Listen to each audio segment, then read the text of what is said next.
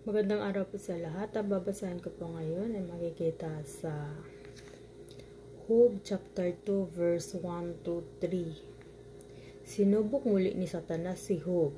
Muling humarap kay Yahweh ang mga anak ng Diyos at naroon din si Satanas. Tinanong ni Yahweh si Satanas, ang tagapagparatang, saan ang galing? Sumagot si Satanas, nagpapabalik-balik at naglilibot ako sa buong daigdig. Napansin mo ba ang lingkod kong si Job? Tanong ni Yahweh.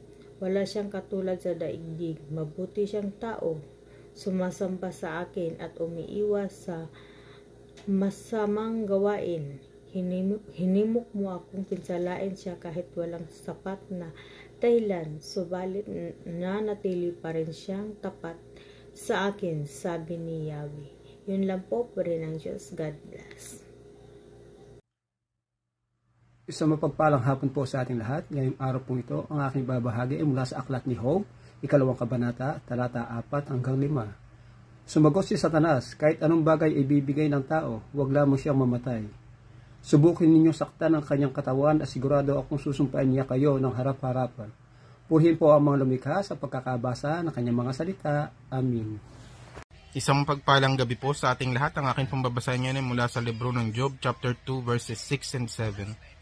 Sinabi ng Panginoon kay Satanas, o sige, gawin mo ang gusto mong gawin sa kanya, ngunit huwag mo lamang siyang papatayin. Kaya umalis si Satanas sa harapan ng Panginoon at pinahirapan si Job ng mga pigsa mula ulo hanggang talampakan.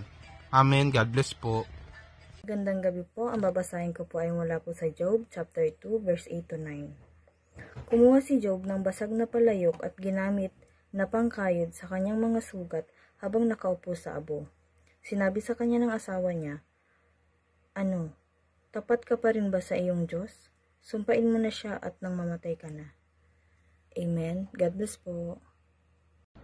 Hello po, good evening. Ang aking Bible verse for today is from the book of Job, chapter 2, verses 10 to 11. Ang sagot ni Job, hindi mo naiintindihan ang iyong sinasabi. Pagpapala lang ba ang tatanggapin mo sa Diyos? Hindi ba natin tatanggapin kung bigyan niya tayo ng pagdurusa? Sa kabila ng kanyang paghihirap, hindi nagsalita si Job ng laban sa Diyos. Dinalaw si Job ng kanyang mga kaibigan. Ang masamang nangyari kay Job ay nabalitaan ng tatlo niyang kaibigan, si Eliphaz na Temaneo, si Bildad na Suhita, at si Zophar na Naamita. Nagkasundo silang tatlo na dalawin si Job upang palakasin ang loob niya at makiramay sa kanya. Amen. Ang mabuting balita ng ating Panginoon. Muli ang Diyos sa isang panibagong pagkakataon na tayo'y napagtagumpay na naman natin muli ang araw na ito sa ating pagbabasa at pagdidevotion na ginagawa natin sa bawat araw. So tayo po ay nasa Job chapter 2 verse 12 to 13. So sabi po dito, malayo pa sila'y nakita na nila si Job. Ngunit hindi nila ito nakilala. Nang makilala nila ito, hindi na nila napigilang umiyak ng malakas. Pinunit nila ang kanilang mga damit at naglagay ng abo sa ulo dahil sa pagdadalamhati. 7 araw at 7 gabi silang naupo sa lupa kasama ni Job.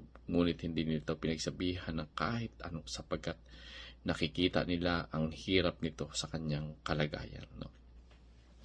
So dito makikita po natin yung mga kaibigan ni Job ay pumunta po doon kay Job para damayan si Job sa panahon ng pagdurusa. No? So bagad dito makikita natin talagang napakatindi yung kanilang pag-iingat na ginawa. No? Hindi sila basta-basta nagbigay ng anumang mga bagay ng mga salita, bagos ay sinamahan lang nila si Job. No? Sinasabi dyan na halos 7 araw at 7 gabi, no? na walang salitaan. So dito po natin makikita na napaka-importante po talaga minsan yung nandun ka lang, no? Na hindi mo kailangan magsalita pero yung presensya mo ay sapat na upang maramdaman na ikaw ay kung ano man yung pagdadalamhati ng tao ay nararamdaman niya yung iyong presensya. Ito po ay napakahalaga na, no?